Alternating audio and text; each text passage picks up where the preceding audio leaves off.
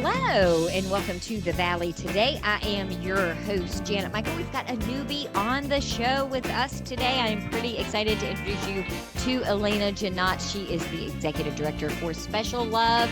And Elena, I have to tell you, I went back and looked to see how long it's been since I had someone from Special Love on the show, and it has been way too long. So I am very grateful that you were available and that Nancy connected us from the Community Foundation, that Nancy said, hey, Janet, you should have her on the show. Yes, thank you so much, Janet, for having us. And I'm so glad that we can reconnect and hopefully reconnect with your listeners to tell them all about Special Love and the great work that we're doing in your area. So thanks for having me today. And I'm grateful to be here.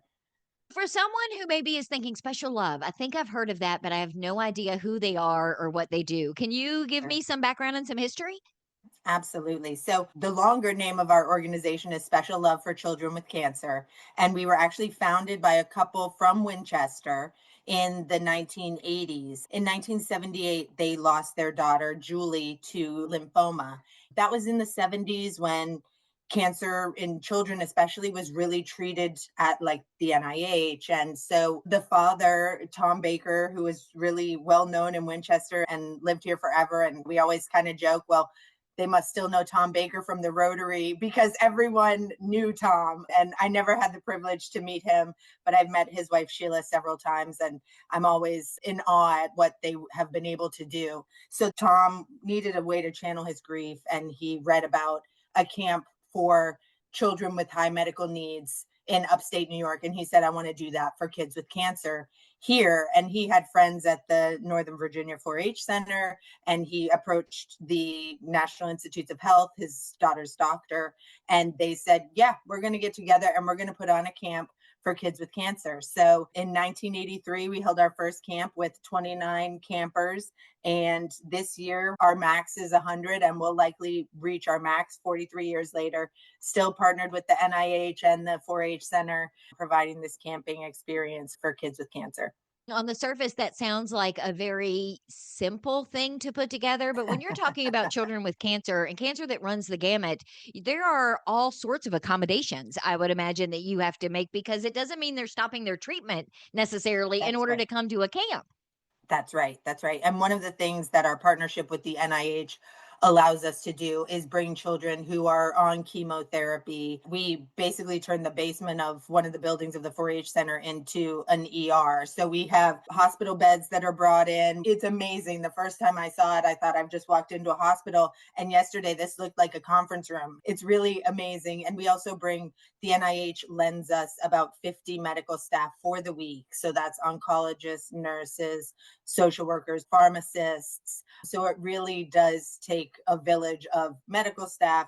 And then, not to mention, we have about 60 counselors who are adults who take a week off of work and leave their families behind, many of them, and come spend a week with us for free so that we can put on this summer camp for kids. And I'd be remiss if I didn't mention the Special Love staff who has really created this program and just makes it better and better every year. So a lot of work goes into it and a lot of heart goes into it too. And when you're talking about a summer camp, they're doing a lot of the traditional things that we think of. A couple of weeks ago, I had the 4 H on talking about their Mhm. overnight camps that are going to be happening Yep. soon. But they're doing tie dye t shirts and they're doing arts and crafts and that sort of stuff while they're there. They are, yes. The most popular class is called duct tape, which I had never experienced, but you can make outfits and wallets and all of these things out of duct tape, and the kids go crazy for it. I always say that Special Love is like a camp from yesteryear. The kids don't have cell phones. We're in the woods, they're fishing, they're doing archery. We do everything that we can. Many of our children might be in wheelchairs. Many of them suffer from severe fatigue because of their treatments, and they are able to do every single thing that any other child could do. There are some restrictions about mostly contact sports for some of the children, but pretty much everything else we can do. They go swimming, they have a talent show. There's a lot of shenanigans that go on at Camp Fantastic, and the adults love to get into it too and dress up just as much as the kids. So it's definitely an experience. Do you break it down by age? Do you have to be a certain age or not You do. over a certain age? Yes, both. So you have to be at least 7 to come, and you age out at 17. So when you turn 18, you can come back to be a counselor if you want. So many of our counselors are former campers as well. So we keep it in that age range. Under 7's a little young, but we have other programs for those kiddos. And we also have an entire sibling camp that we hold that is just for the siblings of the children with cancer. And we hold that camp. It's called BRASS, which stands for Brothers and Sisters. And we hold that camp in Leonardtown, Maryland.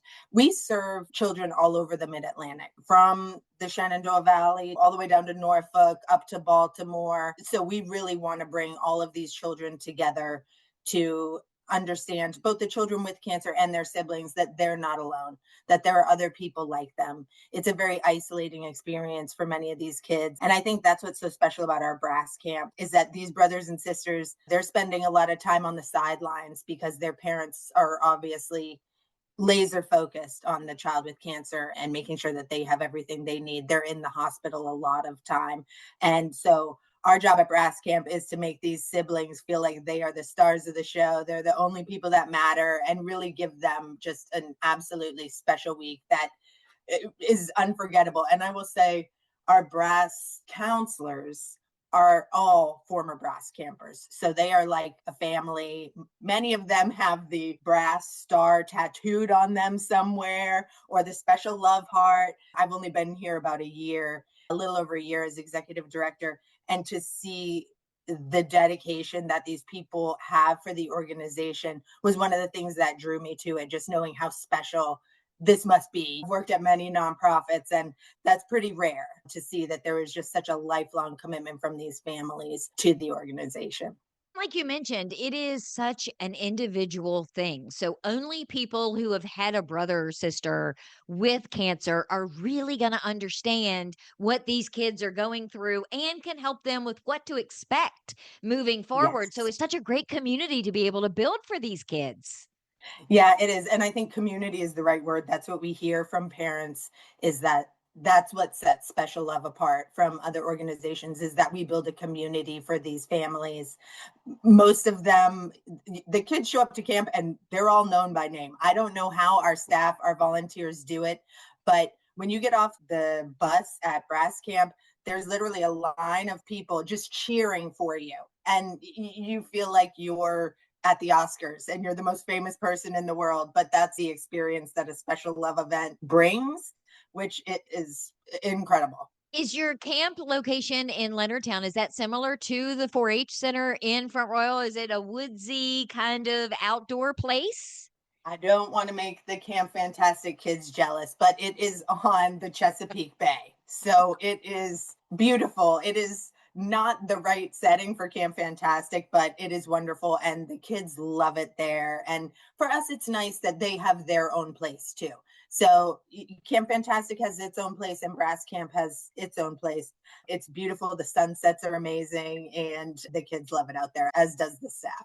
The other perk to that is when you're talking about having children that come from across the mid Atlantic, there are kids, you mentioned Baltimore, that maybe have never seen the woods, that have not Yeah. been in a scene like you see at the 4-H or have seen the Chesapeake Bay. So they're also getting exposure to things they wouldn't have seen otherwise. That's absolutely true. And I think that's one nice thing about it, is you're seeing kids from different areas of our region, different walks of life, and they're coming together because of this shared experience. And at our camps, everyone is the same. Everyone is equal. There's this acceptance and welcoming for everyone. And I really love to see that. So it makes it really special when you see the kids reunite. Or some of my favorite things to see there, we had a camper last year who was a teenager. She was a brass camper, so she was a sibling, and she was so nervous to get on the bus. And I could tell she wasn't sure what she was getting into. And when it came time for her to get on the bus to leave, she was crying because she didn't want to leave. It's just nice to see kids come out of their shell and do all of these kind of wacky activities that are really fun. It's just a sense of wonder for these kids, and just really trying to give them a break from the heaviness that's at home. And there's that foundation of hope that things can be normal, even if it's for a week. But there's that things can get better, things can be good, which sometimes gets overshadowed when you have a sibling or yourself have been diagnosed with cancer. Absolutely. And I think hearing other people's stories, seeing how they've gotten through it, one really cool thing that we've done is we've done some research through our brass camp about the impact of a camp experience on siblings with cancer and how it improves their mood, improves many aspects of their life afterwards. So to be able to see that in medical journals, that brass camp has improved the lives of these children, there's really nothing better that you could dedicate your time to than being a part of that. Let's take a break. When we come back, I want to talk about volunteers, but I also want to talk about donations and how the community can also come together to support you. You are a 501c3 nonprofit. And We are. while this kind of stuff is fantastic, it's not free for you to put on. So it That's certainly right. could use some support that way. So, can we talk a little bit about that in the next segment? I would love to. Okay, we're going to do all of that when we come back. We are on the Zooms today talking with Elena Janot. She is the executive director for Special Love. We're going to come back and do more of that with her in just a couple of minutes. This Tuesday, April Davis will change the world. She doesn't know that yet. All she knows is that she went to justserve.org and volunteered an hour of her time.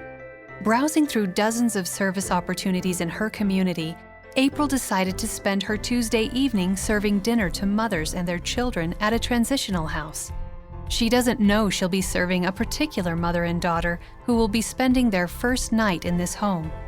April doesn't know that the hot meal she'll serve is the first this mother and daughter will have had in a week, or that the simple smile she'll offer as she serves them will help them realize that things are going to be all right. Which is why this Tuesday, April Davis will change the world. See the difference you can make. Sign up for service opportunities in your community. Visit justserve.org.